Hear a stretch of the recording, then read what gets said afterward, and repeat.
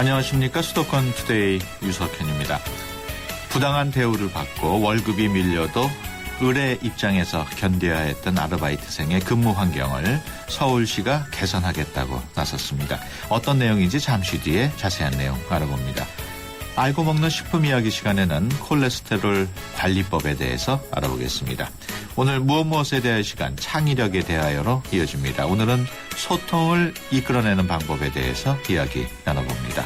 오늘 방송과 관련해서 궁금하신 점이나 의견이 있으신 분은 샵0945로 문자 주시기 바랍니다. 짧은 문자 50원, 긴 문자 100원의 이용료 있고요. YTN 라디오 애플리케이션 ES로도 의견 받습니다. 4월 14일 월요일 수도권 투데이 시작합니다.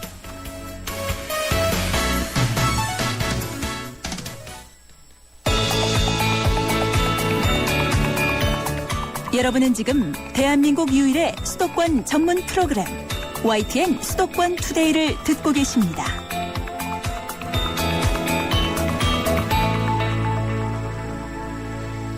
투데이 이슈 점검 시간입니다. 고용주는 물론 손님에게도 을이었던 아르바이트생들의 근로 환경이 개선됩니다. 서울시는 주휴수당은 물론 산재보험도 받을 수 있는 아르바이트 근무 환경을 만들겠다고 하는데요. 서울시 경제진흥실 엄현숙 일자리 정책과장 전화로 연결해서 자세한 내용 알아봅니다. 안녕하십니까? 네, 안녕하세요. 엄현숙입니다. 네, 서울시에서는 이미 아르바이트 청년의 근로 환경에 대해서 그 실태를 조사를 했다고요? 네, 서울시 전역은 못했지만 아르바이트 청년들이 많이 일하고 있는 그 홍익대 부분, 예. 그다음에 건국대 부분, 서울대 부분 해서 약 1,500여 개 사업장을 모니터링을 실시했습니다. 네. 그 근로 환경 어떻게 나타났습니까?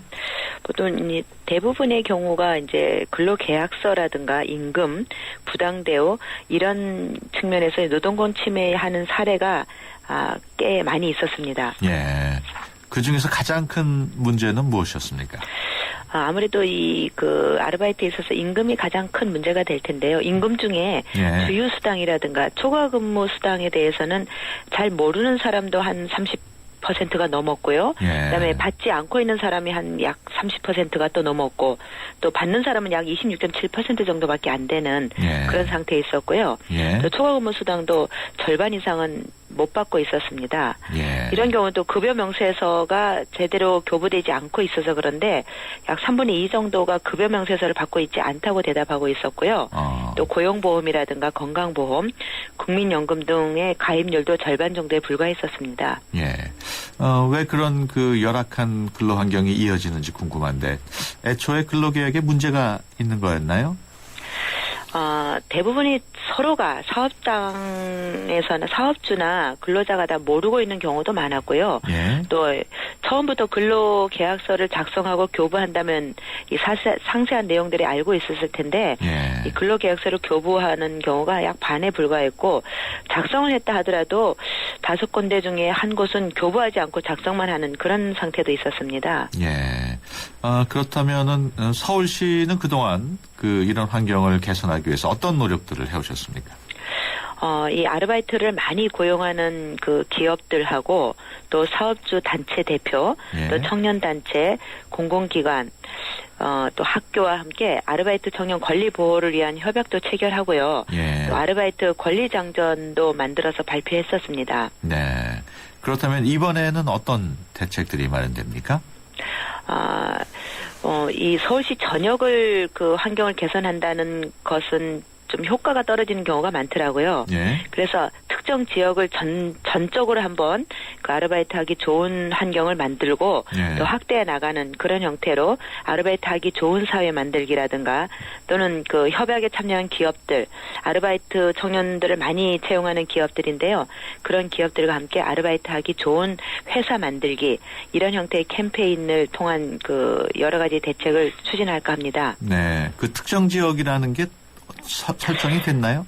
예, 올해는 그 신촌 홍대 지역을 집중적으로 아르바이트 하기 네. 좋은 사회로 만들어 나가기로 했습니다. 그렇군요.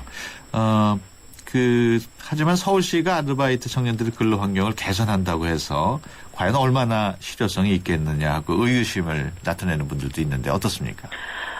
예, 서울시가 뭐 직접 처벌을 한다든가 이런 법적인 권한은 없습니다. 네. 그러나 이 아르바이트 환경을 좋게 만드는 것은 이 고객들도 있고 기업들도 있고 또 사회 전반적인 환경이 함께 할 때 나아질 수 있는 거거든요. 예. 우리 서울시는 그동안 아르바이트와 관련해서 전문가들과 또는 기업 대표들과 함께 아르바이트 환경을 좋게 만들기 위한 여러 논의들을 해왔고 또 그런 그 논의를 통해서 이 현실성 있는 정책들을 만들어 왔습니다. 네. 바로 그런 것이 한 지역을 집중적으로 이 개선을 하다 보면 확산될 수 있는 거고 또 기업들이 적극적으로 참여하는 형태의 아르바이트 환경 개선 운동이 아니면은 처벌만으로는 아르바이트 환경이 개선될 수 없다라는 것에도 동의를 했습니다. 예. 그렇군요. 앞서 말씀을 하셨습니다마는 그 아르바이트생들의 근로 환경이 굉장히 열악하고 월급도 제때 받지 못하는 아르바이트생들도 많은데 이런 아르바이트하는 청년들이 도움을 받을 수 있는 곳이 있을까요? 예. 우선적으로는 이제 이 고등학교나 이런 경우는 학교에서 좀 많은 선생님들이 도와주고 교육을 해야 되겠고요. 예. 그 다음에는 이제 서울에는 4개의 노정복지센터가 운영되고 있습니다. 예. 성복, 노원, 구로, 서대문 이렇게 되어 있는데요. 예. 이 4개의 노동복지센터에 아르바이트 청년 권리보호센터를 병설 설치하여 운영할 계획입니다. 네. 아르바이트 하는 청년들이 권리구제가 필요할 경우는 이 노동복지센터에 아르바이트 청년 권리보호센터를 통해서 네. 변호사님들과 노무사님들이 권리구제를 위해서 애써줄 것입니다. 네, 그렇군요. 지금까지 서울시 경제진흥실 엄현숙 일자리 정책과장이었습니다. 오늘 말씀 고맙습니다. 네, 감사합니다.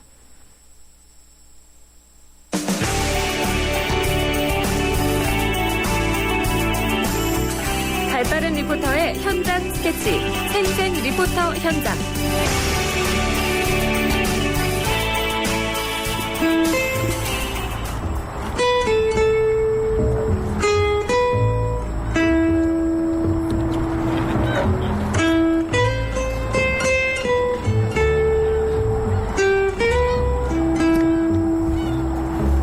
네, 수도권의 다양한 소식들을 리포터의 취재로 알아보는 시간입니다. 오늘은 송양미 리포터와 함께합니다. 안녕하십니까? 네, 안녕하세요. 네, 부드러운 재즈 선율로 시작을 해봤는데 어디 다녀오셨습니까? 네, 한강 여의도 봄꽃 축제가 끝나서 아쉬운 분들 참 많으실 텐데요.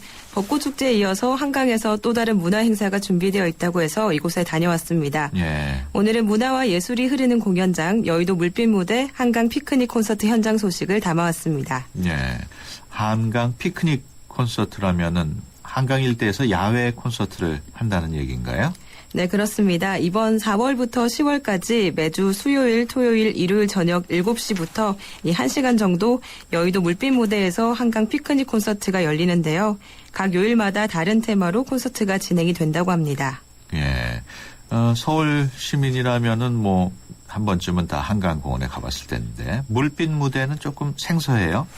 네, 여의도 물빛 무대는 강변을 배경으로 한 세계 최초의 개폐식 수상 무대로 2010년에 만들어져서 5년째 시민들에게 각종 문화 공연을 제공하고 있습니다. 네. 여의도 물빛 무대에 대한 전반적인 소개 한강사업본부 문화홍보과 소진아 주무관에게 직접 들어보시죠. 여의도 물빛 무대는 한강공원 내에 있는 유일한 수상 무대예요. 2010년 새롭게 문을 열어서 올해로 5년째 지금 시민들에게 다양한 문화 공연을 선물하고 있거든요. 한강을 방문하는 시민들에게 평등한 문화 향유의 기회를 제공하고 이색적인 야외 수상 공연으로 다양한 관광객을 유치하고자 하는 목적으로 이제 문화 공연을 진행하고 있습니다. 일단 물빛 무대 자체가 모든 시민들이 이제 다양한 문화 생활을 즐길 수 있다라는 컨셉으로 만들어진 거잖아요. 그래서 여의도 물빛 무대 2014년 컨셉은 한강 피크닉 콘서트라고 해서 한강에 피크닉을 나오셔서 부담 없이 자유롭게 문화 공연을 즐기자라는 컨셉이에요. 저희가 야외 무대다 보니까 자유롭게 뭐 돗자리를 펼치거나 간식을 드시면서 공연을 즐길 수 있는 거고요. 다양한 장르로 나눠서 요일별로 다양하게 펼쳐지고 있으니까 질리지 않게 즐기실 수 있습니다. 네, 물빛 무대 정확하게 어디에 있는 건가요? 네, 이 물빛 무대는 마포대교와 서강대교 사이 강 위에 설치가 되어 있는데요. 네. 오시는 방법은 일단 자가용으로 오신다면 여의도 순복음교회 맞은편 주차장 이용하시면 되고 네. 지하철은 5호선 여의나루역 2번 출구로 나오셔서 마포대교 방향의 공원 진입로로 들어오시면 쉽게 찾으실 수가 있습니다. 예, 마포대교하고 서강대학교하고 사이에 여의도 쪽에 있나요? 네, 그렇습니다. 예. 물빛 무대, 수산 무대라고 말씀을 하셨는데 그렇다면 무대가 물 위에 이렇게 떠 있는 건가요? 네, 여의도 물빛 무대는 아치형 무대 모형에 물속에서 떠오르는 물방울을 형상화한 디자인으로 만들어졌고요. 또 기능적으로는 홍수에 대비해서 물에 뜨는 구조로 제작이 됐다고 합니다. 네. 방구의 돔 형태로 전 후면을 열어놓으면 한강의 경관을 감상하실 수가 있고 강화 유리로 만든 회전식 문을 닫으면 소규모 실내 공연장으로 변신하는 다용도 무대를 할 수 있습니다. 그렇군요. 몇 명이나 수용을 할 수 있습니까? 네, 돔을 개방한 채로 야외 공연을 할 경우에는 2,200석 규모의 스탠드가 갖춰진다고 하고요. 실내 공연으로 할 경우에는 200석 정도의 규모라 생각하시면 되겠습니다. 네. 앞서 수요일 저녁하고 또 토요일, 일요일 이렇게 일주일에 3번 공연이 있다고 했는데 요일별로 각각 어떻게 다른 내용이 진행이 됩니까? 어떻습니까? 네, 수요일은 재즈의 밤이라고 해서 로맨틱 피크닉이라는 이름의 재즈 콘서트가 마련이 되고요. 네. 토요일은 버라이어티 피크닉으로 복합 장르의 공연이, 또 일요일 저녁은 국악 한마당으로 퓨전 국악 공연을 즐기실 수가 있습니다. 예. 이렇게 마련하게 된 이유에 대해서 소진아 주무관에게 직접 들어봤습니다. 저희가 기본적으로 수요일은 재즈, 토요일은 복합 장르, 그리고 일요일은 퓨전 국악 장르로 구성이 되어 있어요.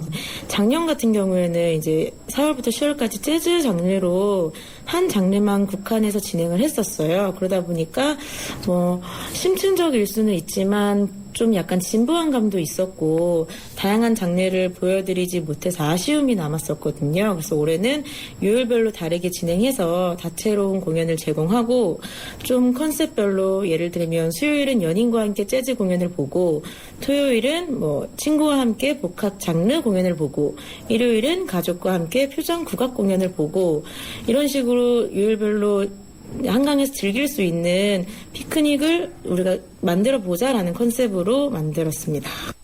네, 앞으로 콘서트 일정 어떻게 되는지 좀 알려주시죠. 네, 일단 지금 나와 있는 일정은 4월 말까지의 공연이고요. 네. 앞으로도 비슷한 형식으로 10월까지 공연이 계속될 예정입니다. 다가오는 16일 수요일에는 재즈 드럼의 공연이 준비가 되어 있고요. 19일 토요일에는 뮤지컬 러브러브, 일요일 국악 한마당 때는 신의 문의 공연이 예정돼 있습니다. 이외 자세한 공연 일정들은 물빛 무대 홈페이지에서 확인하실 수 있습니다. 네, 우리 송양미 리포터도 콘서트 봤습니까? 네, 제가 물빛 무대를 찾은 날은 지난주 수요일이었는데요. 이날은 수요일 재즈의 밤, 재즈 공연이 있는 날이었습니다.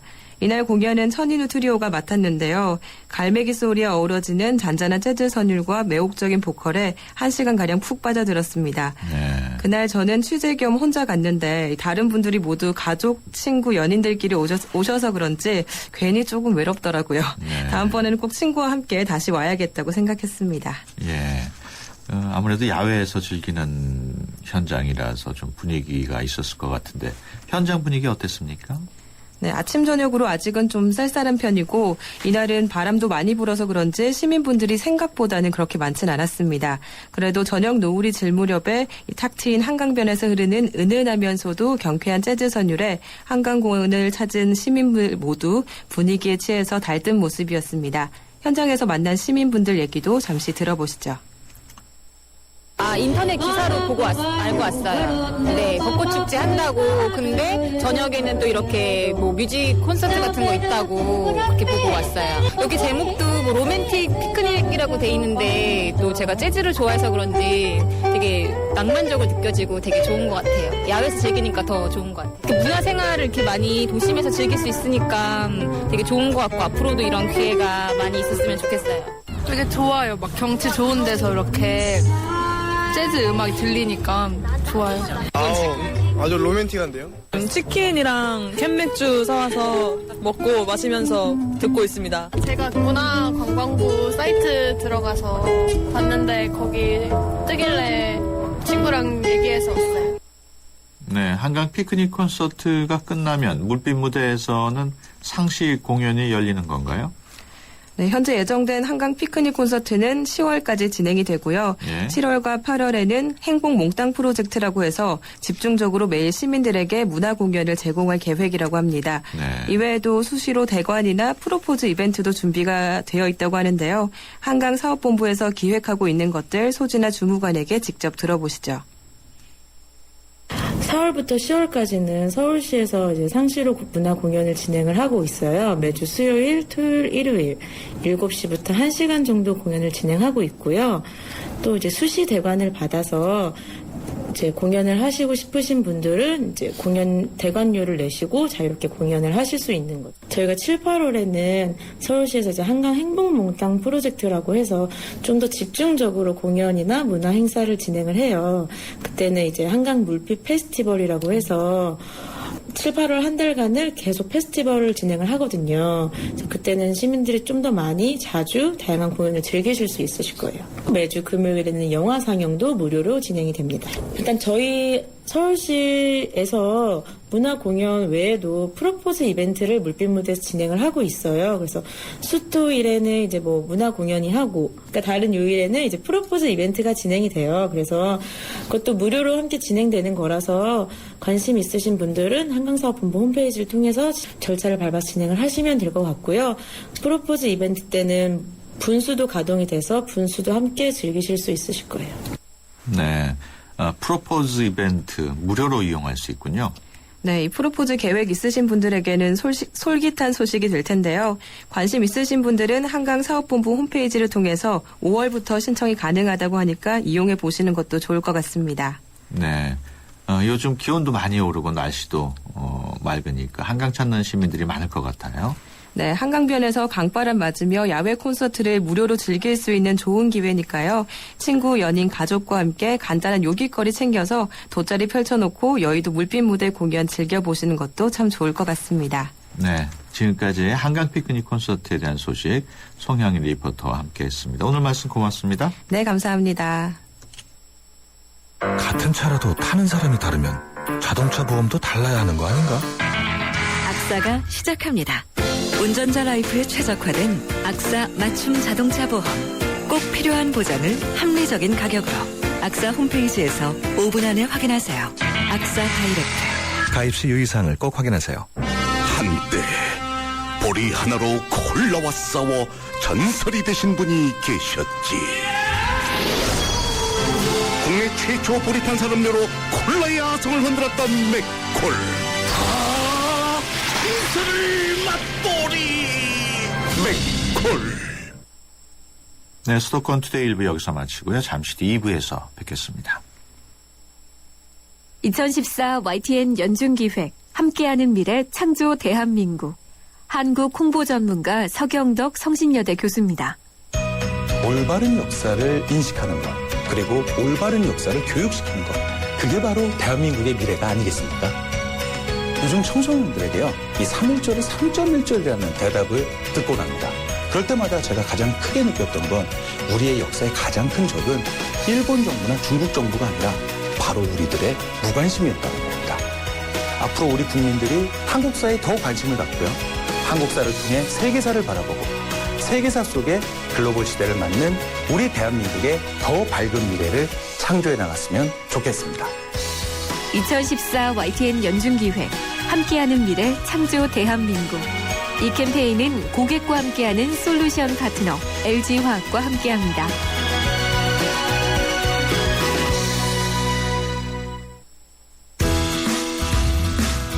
좋은 정보 다 모여있는 YTN FM 라디오.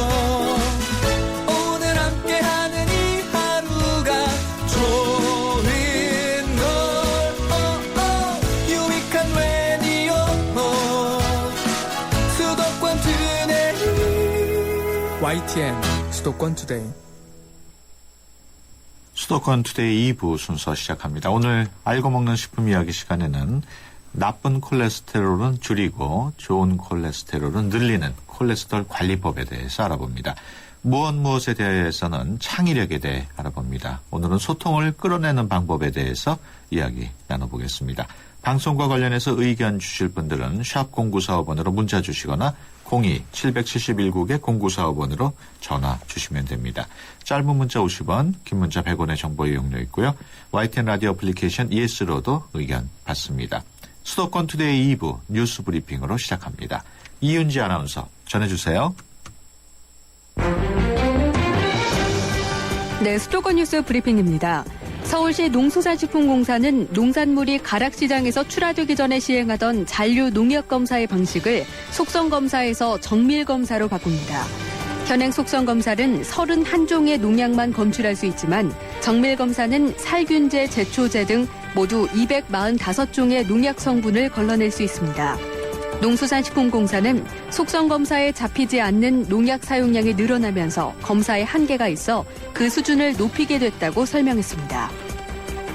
서울 송파구는 잠실아파트 지구 내 풍납 우성아파트 재건축에 대한 사업 시행 인가를 마쳤다고 밝혔습니다. 이에 따라 풍납 우성아파트는 내년 상반기에 착공해 기존 5개 동 15층 높이의 545가구가 13에서 15층 높이의 7개 동 697가구로 재건축됩니다. 전용 면적 60제곱미터 미만의 소형 주택이 339가구, 60에서 85제곱미터 중소형이 332가구, 85제곱미터 이상 중대형이 26가구입니다. 연봉 1억 원이 넘는 직장인이 4년 사이에 2배 이상 증가한 것으로 나타났습니다. 연봉이 3천만 원 이하인 근로자도 점차 늘어서 임금을 통한 소득 양극화는 갈수록 심해지고 있습니다. 금융감독원과 국세청에 따르면 지난 2012년 기준으로 연말정산 신청자 가운데 과세 대상 근로소득이 1억 원을 넘는 근로자는 4년 전보다 2배 이상 늘어난 41만 5천여 명으로 나타났습니다. 급여가 3천만 원 이하인 근로자도 4년 전에 비해 4% 증가한 1,016만 명을 기록했습니다. 어젯밤 9시 50분쯤 서울 봉은동에 있는 주택에서 불이 났습니다. 집안에 있던 사람들이 대피해 다친 사람은 없었지만 집 일부와 가구들이 타서 소방서 추산 2,200만 원의 재산 피해가 났습니다. 지금까지 수도권 뉴스 브리핑이었습니다.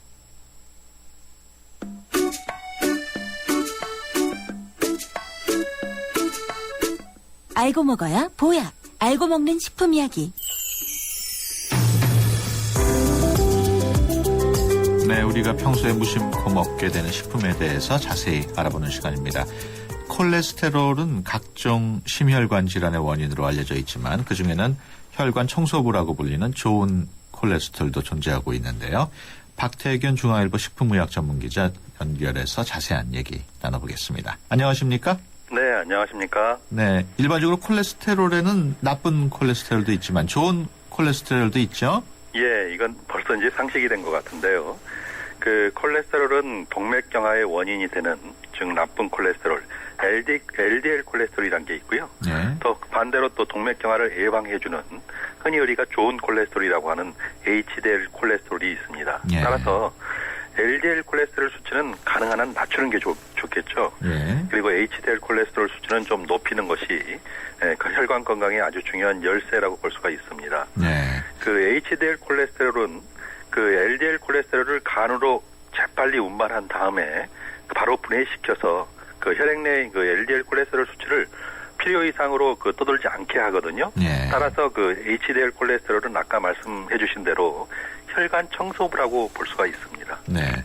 그렇다면 몸에 유익하다는 그 HDL 콜레스테롤 수치가 예. 어느 정도 이상이 돼야 될까요? 예, 콜레스테롤을 재는 단위는 밀리그램 퍼 데시리터라는 그런 단위가 있는데요. 이 단위로 얘기하자면 혈액 내에 40 이상 돼야지 혈관 네. 건강에 이로운 걸로 돼 있습니다. 네. 만약에 이게 한 1 정도 감소하면 협심증 같은 심장 질환 발병 위험이 2% 정도 올라간다고 하니까 네. 이거 많이 조금 올려놓는 게 도움이 되겠죠. 식품을 통해서 그 좋은 콜레스테롤 수치를 올리는 방법이 있습니까? 예, 대표적으로는 이제 견과류, 그 다음에 식물성 기름, 그 다음에 등푸른 생선, 오렌지 주스 이런 것들이 HDL 콜레스테롤 수치를 높이는데 유익한 것으로 그렇게 알려져 있습니다. 예. 대표적인 견과류 그러면 뭐 아몬드, 호두 뭐 이런 것들을 꼽을 수가 있는데요. 예. 예를 들면 견과류인 아몬드는 혈관 건강에 이로운 불파워 지방이 많이 들어있기 때문에 매일 한 줌 정도 꾸준히 드시게 되면 HDL 콜레스테롤 수치를 좀 올릴 수가 있습니다. 예.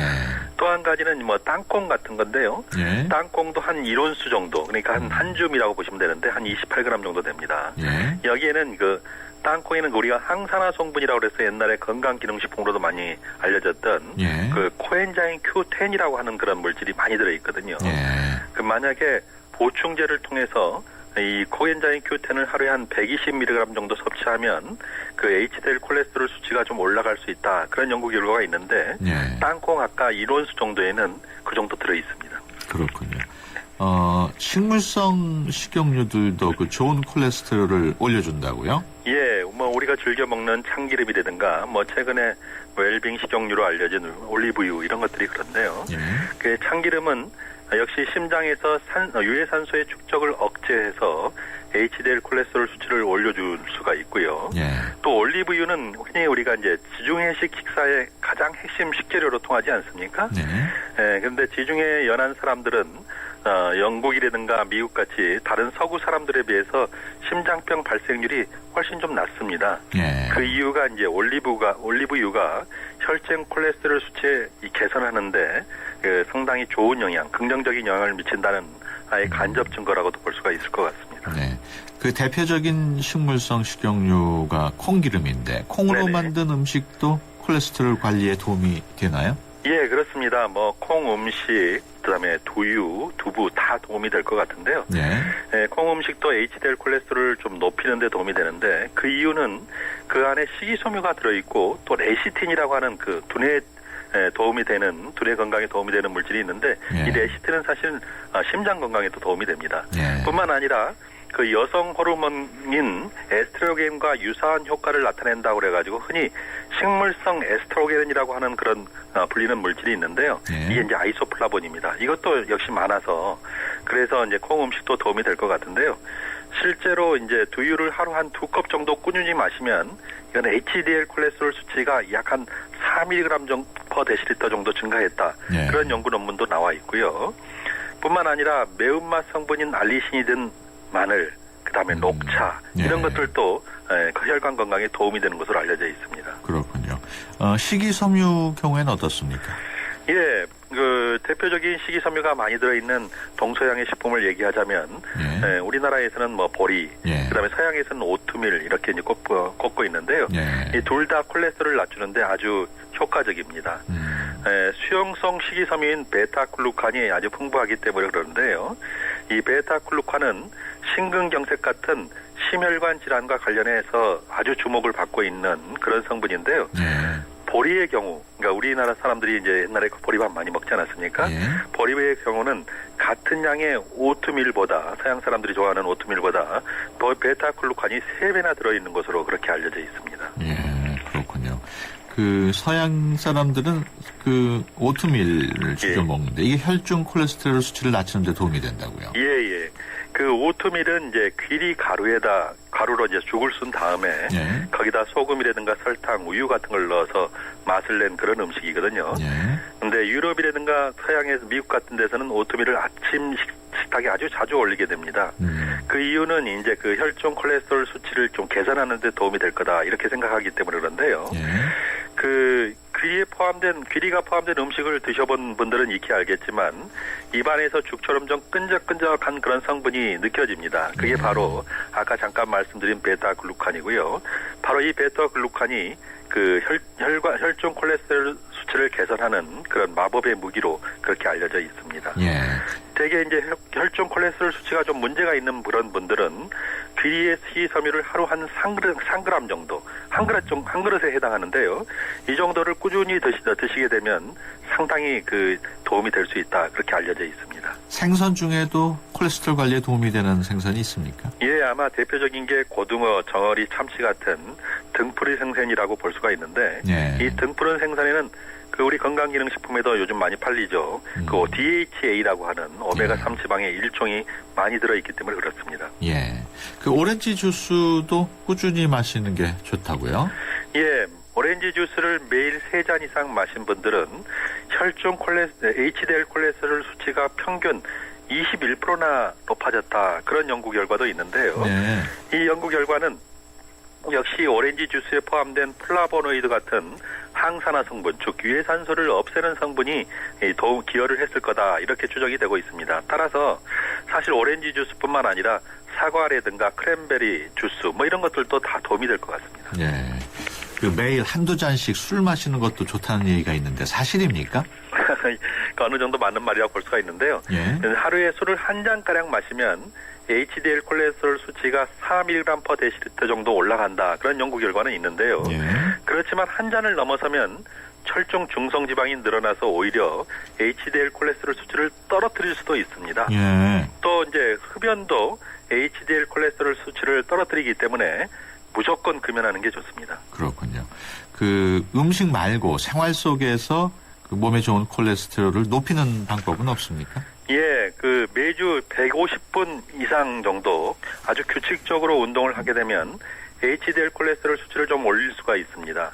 네. 그 운동을 하게 되면 혈액 내 지방을 분해하는 효소를 활성화해서 그 수치를 올리게 되는데 유산소 운동과 더불어서 근력 운동을 함께 하는 게 더 효과적일 것 같고요. 예.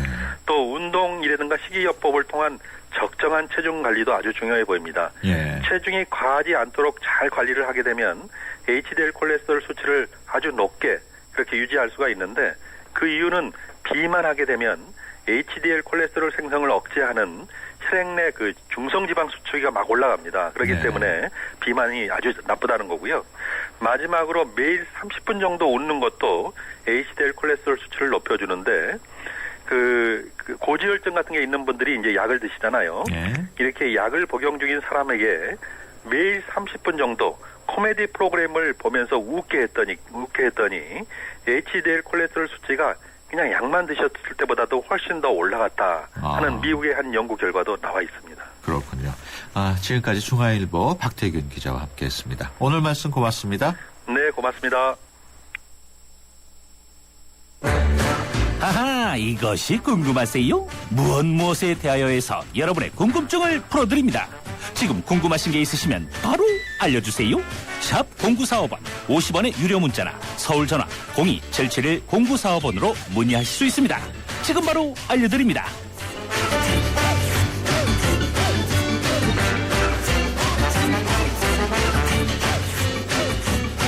네, 청취자 여러분들이 궁금해하는 모든 것들을 알아보는 무엇에 대한 시간입니다. 최근 몇 년 동안 우리 사회에서는 소통이라는 화두가 계속해서 이야기되고 있죠. 서로에게 전달하는 이야기 자체보다 이야기를 전하는 방법이 문제가 되고 있기 때문인데요. 오늘은 소통을 이끌어내는 방법 그리고 그 소통을 통해서 창의성을 끌어내는 방법에 대해서 TEDx 기획자이신 송인혁 퓨처 디자이너스 대표와 자세한 얘기 나눠보겠습니다. 안녕하세요. 네, 반갑습니다. 네, 일상적으로 통용되는 소통의 방법과 다른 또 다른 소통의 방법을 만들어내기도 한다고요. 네, 우리가 아직도 보면 소통을 능력이라고 보는 경향이 되게 짙은 것 같아요. 네. 그렇지 않습니까? 네, 그런 것보다는 예. 소통은 약간 공기와 같은 것이다라고 보는 관점이 있는 거죠. 예. 그 되게 경영 사상가로 유명한 더글라스 맥그리거라는 분이 하셨던 유명한 이론이 있는데 예. 그 X 이론과 Y 이론이라는 게 있는데요. 그 사람을 보는 두 가지 기준인 거예요. X는 어떤 거냐면 나는 되게 일하는 거 자체가 싫다. 그냥 이렇게 난 그냥 돈만 받으면 되지. 예. 그리고 또 스스로 책임 맡는 것도 싫어하고 그런 쪽의 일들이 좀 있는 거고요. 그래서 예. 아무래도 좀 채찍과 당근이 필요하다. 예. 이런 쪽이 CR의 X라고 부르는 거고요. 또 하나 반대로 나는 그 삶에 있어서 어떤 내가 이 존재하는 삶의 의미를 알고 싶고 네. 그런 의미를 발현할 수 있을 경우에는 뭔가 좀 더 들여다보고 예. 스스로 심지어 책임을 맡으면서 그 의미를 함께 일구어가고 싶어하는 존재다. 예. 그리고 창의성이란 건 이제 어떤 공기와 같은 것이지 내 그게 발현할 수 있는 환경이 안 돼서 그렇지 되면 나 정말 잘할 수 있어라고 생각하는 게 Y거든요. 예. 근데 사람들한테 이제 나는 X인가 Y인가라고 물어보면 다들 좀 여건이 안 돼서 그렇지 난 다 Y야라고 생각을 하는 거예요. 예. 근데 반면에 상대방은 어떠냐고 물어보면 대부분 X라고 대답하거든요. 그게 되게 모순인 거죠. 그러니까 예. 나는 Y면서 상대방 X일 수가 없잖아요. 근데 한쪽은 이제 조직은 보통 사람들을 그런 외적인 동기, 그러니까 뭐 채찍과 당근처럼 예. 어떤 인센티브가 중요하다고 생각하는 방식의 능력이라고 보는 쪽이고요. 예. 한쪽에서는 그런 공기라든지 문화라든지 그런 게 사람들이 소통을 끌어내는 그런 자연스러운 어떤 그 동인이라고 믿는 쪽이 큰 차이가 있는 거죠. 그렇군요. 그 소통을 끌어내기 위해서는 아무래도 서로 소통하고자 하는 사람들의 관심사가 연결이 되는 게 좋지 않을까요? 그렇죠. 보통 아까 마찬가지로 구분을 하자면 한쪽은 그러니까 X라고 할 수 있는 관점은 약간 그 디바이드 앤 컨커라고 많이 불렸던 그 분할 정복 있잖아요. 그러니까 피자 한 판 있으면 그걸 다 뜯어가지고 피자를 들고 자기 방에 가서 자기 일 열심히 해서 이제 자기 열심히 하고 그 일했던 걸 합치는 방식을 이제 우리가 많이 하고 있는 방식이고 일이 있으면 다 쪼개서 하잖아요. 근데 반면에 이제 최근에 이제 주목받고 있는 환경이라고 공기라고 보는 관점에서는 약간 그 왜 자기가 좋아하는 음식을 들고 모여서 같이 나눠서 먹으면서 대화하는 포트럭 파티 있잖아요. 그런 쪽이 이제 더 이제 주목을 받는 거죠. 그러니까 중요한 점은 이제 방에 가서 일할 때는 효율성을 높일 수 있을지 모르겠지만 결국은 자기한테 주어진 일 외에는 사실 완성할 수가 없잖아요. 그러니까 그 일을 다 합쳐도 최대 실현 가치는 100%를 넘을 수가 없는데 애초에 100%를 쪼개놨으니까. 근데 포트럭 파티에서는 이제 맛있는 거를 먹다 보니까 하나가 아니라 각자가 좋아하는 음식을 다 들고 들어오니까 다른 사람 음식을 보면서 야 이런 맛이 있구나 정말 좋구나 하면서 더 새로운 맛을 많이 볼 수 있는 거고요. 또 중요한 점은 그 와중에 서로 대화를 하면서 생각지 못했던 많은 생각들, 감정들을 더 풍부하게 만들 수 있다는 게 가장 큰 차이겠죠. 그래서 그런 것들을 이끌어주는 것이 저는 관심사라고 보거든요. 그러니까 사람들의 관심사는 한두 가지가 아니기 때문에 그런 관심사들이 펼쳐지는 환경이 되면 그것에 대해서는 물론이고 자기가 하고 있는 일에 대해서도 그 관심사에 기반한 역량들을 끌어내준다고 믿는 게 이제 그런 Y에 기반한 사고라고 생각할 수 있을 것 같습니다. 네, 그렇군요. 그 우리가 흔히 브레인스토밍에 대해서는 들어봤는데 마인드스토밍이라고 또 있다고요. 네, 마찬가지죠. 그러니까 브레인스토밍은 이제 어떤 아이디어라든지 어떤 그 생각들이 개인의 능력이라고 보는 관점이잖아요. 그래서 막 방에 가둬놓고 아이디어 몇 개 내봐 뭐 이렇게 하는 것들을 많이 하는데 근데 마인드스토밍은 사실 만들어진 개념인데요. 이제 그런 게 공기다. 그게 마인드 파워에 의거해서 나오는 것들이라고 보는 게 마인드스토밍이거든요. 그래서 중요한 건 뭐냐면 때문에 그 서로 마음을 열 수 있는 환경을 만들고 그 속에서 그냥 뭐 이야기해봐가 아니라 안전하게 이야기할 수 있다는 걸 느끼게 만든 다음에 남 이야기가 아니라 자기 이야기들을 하면서 이야기하는 와중에 그거 나도 관심 있었는데 하면서 그 관심사에 대해서 이야기할 수 있도록 만드는 새로운 어떤 그 커뮤니케이션 방법을 마인드스토밍이라고 부릅니다. 그 본인의 생각을 아무 꺼리낌 없이 말하도록 만드는 환경. 그 어떻게 그런 환경을 만들 수 있을까요? 그러니까 예를 들자면 그런 거죠. 회사에서 보통 토론이라든지 뭐 비전 워크숍 이런 것들도 많이 하잖아요. 뭐 학교도 마찬가지고. 근데 보면 나는 관심도 없는 이야기들을 이제 뭐 이 위기를 돌파하기 위해서는 무엇이 필요할까요? 한번 아이디어를 내봅시다. 이런 식으로 하는 게 일반적이잖아요. 근데 반면에 똑같은 거를 방식만 바꾸면 사람들은 쉽게 더 즐겁게 참여하는데요. 예를 들면 언젠가는 이 회사를 다 나가잖아요. 근데 내가 이 회사에 있는 동안 이거는 진짜 해보고 싶었는데 안 되는 이유 100가지가 있잖아요. 그런 것들을 막 쏟아내게 하는 거예요. 그런 다음에 사람들은 투표를 받는 거죠. 이거는 나도 하고 싶었다고. 근데 이게 정말 안 되더라. 그럼 이제 투표를 해보면 제일 많이 받는 것들이 있잖아요. 요거 가지고 한번 이야기해보자. 그럼 똑같은 방식인데도 사람들은 나와 상관없다고 느끼는 거를 이야기하는 거와 나도 관심 있어 하는 걸 이야기하는 거랑 되게 큰 차이가 있는데요. 근데 재밌는 건 뭐냐면 나의 관심사와 회사의 관심사가 다를 것 같은데 이걸 해보면 항상 그 관심사들이 같다는 걸 알게 되거든요. 그래서 공동체라고 느끼는 방식이고 하나는 그냥 회사에서 주어진 아이디어 내봐 이렇게 한 차이가 있는 거고요. 그리고 그거 말고도 그 사람들한테 그 예를 들면 자기소개해 보세요 그러면 자기소개 하나밖에 할 수가 없잖아요. 안녕하세요 저는 뭐 어디에서 온 누구입니다. 그럼 다른 사람은 나는 무슨 이야기 하지? 하면서 앞 사람 얘기 또 안 듣거든요. 그러니까 전혀 사실 소통이 안 일어나는 거잖아요. 근데 이제 그렇게 자기 혼자 떠드는 게 아니라 서로 질문을 하는 방식으로 한다든지. 근데 그냥 질문해보라 그러면 질문도 잘 못하거든요.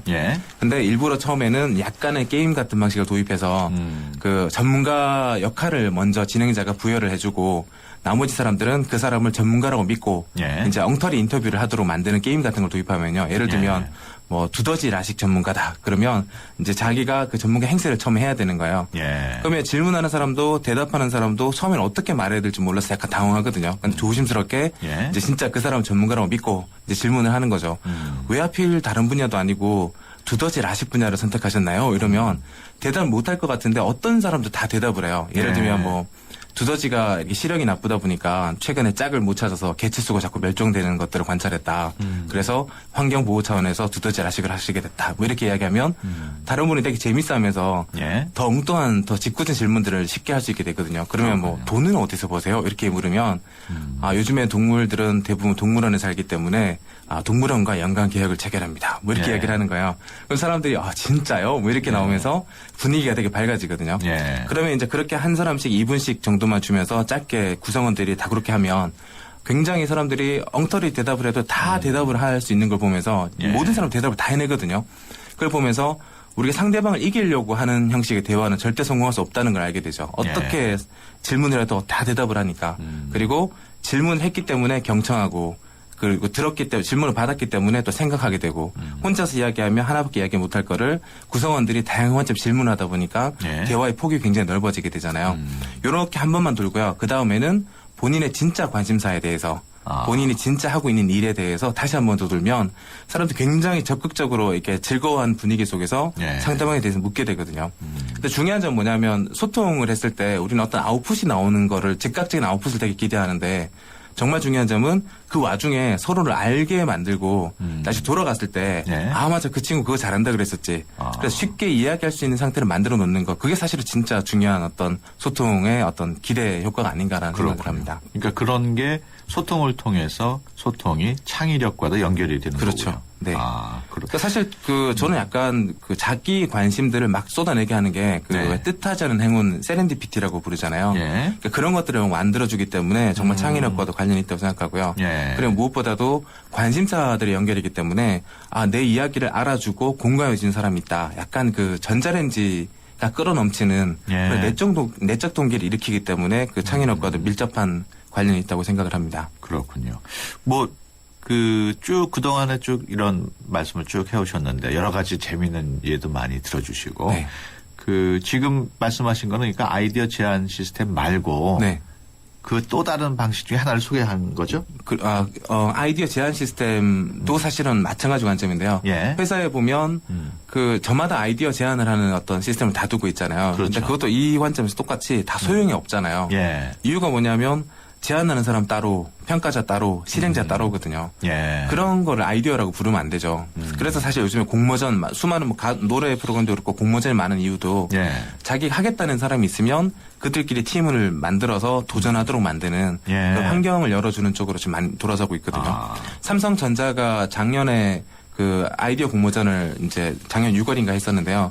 그 선발된 팀을 4개의 팀을 선발하기로 하고 그 선발된 팀에게 1년 동안 자유 TF를 주기로 했어요. 1년 동안 마음대로 할 수 있는 그런 것들을 줬는데 한 달을 공지를 했는데 900개 팀이 도전을 했어요. 근데 중요한 점 뭐냐면 회사는 4개 팀을 선발하는 게 목적이 아니라 그런 900개 팀이 지원하도록 만드는 환경인 거예요. 그러니까 그걸 지속할 거냐 말 거냐는 회사가 결정할 문제가 아니라 그 지원자들이 당신들이 결정할 문제다. 우린 그걸 지원할 환경이다라고 했던 게 그 최근에 많이 화두가 되고 있는 크리에이티브 랩 줄여서 C랩이라고 부르는 거의 실체거든요. 그러니까 결국 회사 입장에서도 이제는 그냥 아이디어라는 걸 던지고 왜 나몰라라가 아니라 하겠다는 사람이 있으면 해라. 그리고 우리는 그것들이 서로 발견하고 만날 수 있는 장을 열어주겠다.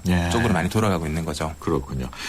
우리 사회에 능력 있는 분들이 참 많은데도 그 사람들이 그냥 무난하게라는 단어에 좀 갇혀 있다고 그럴까요? 그런 경우가 많이 있는데 그런 사람들이 도전하게 하는 방법 있을까요?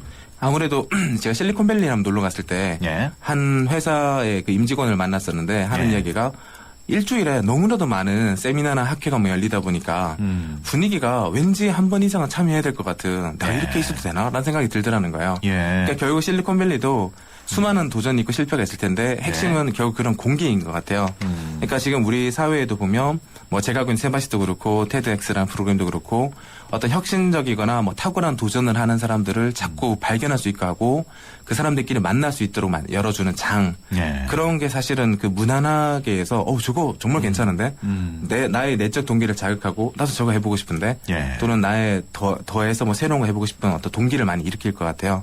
그래서 우리 사회에 그런 어떤 도전할 수 있는 그런 장들을 더 만들어주고 보여주는 게 굉장히 중요하다고 생각을 합니다. 지금 말씀하신 내용이 우리 방송 같은 데도 똑같이 적용이 될 수 있을 것 같은데 우리 뉴스 채널 우리 라디오 TV도 그렇고 그런데도 과연 그런 참신한 아이디어를 얻기 위해서는 그런 공기를 마련해 주는 게 중요하겠고요. 좀 중요하죠. 예. 좀 어떤 아이디어 없을까요? 방송이나 이런 거를 위한 특별한 아이디어는? 제 생각에도 지금 방송 같은 경우 특히 시간이 굉장히 국한이 되잖아요. 예. 그러니까 딱 지났을 때, 이게 되게 좋은 이야기가 나왔는데도 불구하고, 지났을 때, 그때 그 이야기하고 다시 찾아볼 수가 어렵게 돼 있잖아요. 예. 그러니까 어떤 아이디어라든지 생각들 같은 것들에 포커스되어 있는 예. 중요한 건 뭐냐면, 그냥 이런 지식이 있구나가 아니라 저런 움직임이 있구나 라는 것들을 더 많이 보여주는 주제면 더 좋을 것 같고요. 예. 그리고 그런 것들을 시간이 지났을 때도 쉽게 발견하고 같이 커뮤니케이션 할 수 있는 뭐 시스템 좋고 뭐 아니면 뭐 페이스북 같이 어떤 뭐 소셜 계정도 좋고 그런 어떤 장들을